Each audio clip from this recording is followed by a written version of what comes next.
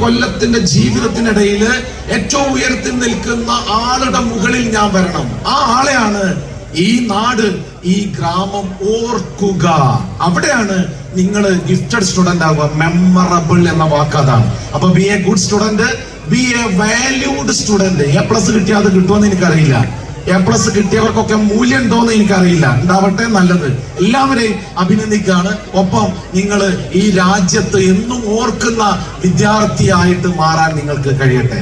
ഞാൻ 2 കാര്യം കൂടി പറഞ്ഞിട്ട് അവസാനിപ്പിക്കുകയാണ്. 4 മാ മലയാളത്തിൽ ഏറ്റവും നല്ല മാ നിങ്ങൾ എന്ത് പറയും? മലയാളത്തിൽ ഏറ്റവും നല്ല മാ കൊണ്ട് തുടങ്ങുന്ന ഒരു വാക്ക് എന്ത് പറയും? മോളെ, ഒരു മാ കൊണ്ട് തുടങ്ങുന്ന നല്ലൊരു വാക്ക് പറ.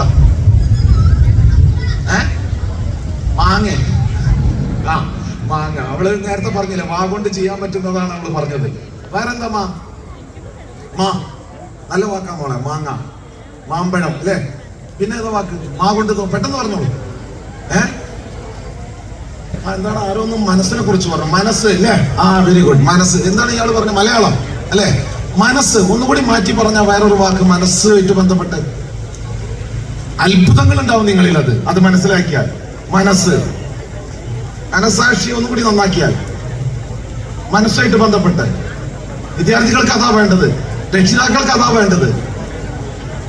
ഓക്കെ, സമയമില്ലാത്ത ഞാൻ തന്നെ പറയാം. എനിക്ക് പോണ്ടേ?